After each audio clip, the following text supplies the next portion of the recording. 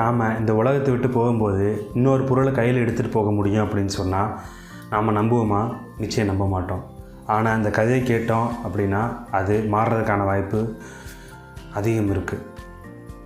ஒரு ஊரில் மிகப்பெரிய செல்வந்தர் இருந்தார். அவரோட பேர் தீரஜ். தாங்கிட்ட இருந்த எக்கச்சக்கமான செல்வத்தை வச்சு இந்த உலகத்தில் எதை வேணால் வாங்கலாம், என்ன வேணால் சாதிக்கலாம் அப்படின்னு ஒரு தலக்கணத்தோடு அவர் இருந்தார். அந்த ஊருக்கு குருநானக் ஒரு முறை வந்தார். குருநானக்கிட்ட இவர் ஆசீர்வாதம் வாங்கணும் அப்படின்னு அவருக்கு மிகப்பெரிய வரவேற்பும் பரிவாரங்களோடும் அவரை இந்த ஊருக்குள்ளே அழைச்சிட்டு வந்து மையமாக இருந்த மடத்தில் தங்க வச்சார்.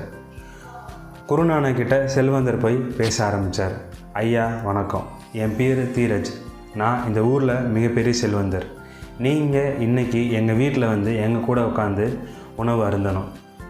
அது மட்டும் இல்லை, உங்களுக்கு வேறு ஏதாவது தேவைப்பட்டால் கூட சொல்லுங்கள். என்கிட்ட இருக்கிற பணத்தை வச்சு நான் நிச்சயமாக அதை உங்களுக்கு செஞ்சு தரேன் அப்படின்னு சொல்லி பணியோடு கேட்டுக்கிட்டார் அந்த செல்வந்தர்.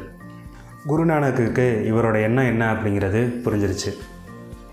தன்னோட பாக்கெட்டில் இருந்த ஒரு ஊசி எடுத்து அந்த செல்வந்தர்கிட்ட கொடுத்துட்டு குருநானக் சொன்னார், நீங்கள் இந்த உலகத்தை விட்டு பிரிஞ்சதுக்கப்புறமும் நம்ம மறுபடியும் இன்னொரு உலகத்தில் சந்திக்கிறதுக்கான வாய்ப்பு இருக்குது. அப்போ இந்த ஊசி நீங்கள் என்கிட்ட கொடுங்க அப்படின்னு குருநானக் சொன்னார். செல்வந்தருக்கு ஒரு சின்ன தயக்கம் வந்தது. நம்ம எப்படி இந்த ஊசியை எடுத்துகிட்டு இன்னொரு உலகத்துக்கு போய் அவர்கிட்ட அதை எப்படி கொடுக்கறது அப்படின்னு யோசனை பண்ணிகிட்டு இருந்த சமயம் குருநானக் பேச ஆரம்பித்தார். இந்த உலகத்தில் இருந்து இந்த சின்ன ஊசியை கூட உங்களால் எடுத்துகிட்டு போக முடியாது. எப்படி நீங்கள் சேர்த்து வச்சுருக்கிற இவ்வளோ பணத்தை மறு உலகத்துக்கு உங்களால் கொண்டு வர முடியும் அப்படின்னு சொல்லி கேட்டார். இந்த பணம் ஒருபோதும் உங்களை மறுமை உலகத்துக்கு வராது.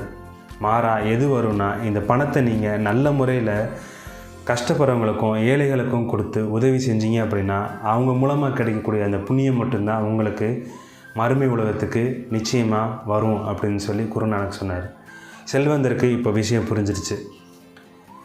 குருநானக்கிட்ட சொன்னார், இனிமேல் என்கிட்ட இருக்கிற இந்த பணத்தை வச்சு மக்களுக்கு நல்லது மட்டும்தான் செய்வேன். அது மூலமாக வரக்கூடிய புண்ணியத்தை மட்டும்தான் எடுத்துகிட்டு மறுமை உலகத்துக்கு வந்து உங்களை நான் சந்திக்கிறேன் அப்படின்னு சொல்லிட்டு அங்கேருந்து விடை பெற்றார் செல்வந்தர்.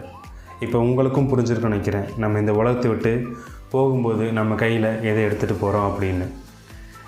நாளை சந்திப்போம். நன்றி, வணக்கம்.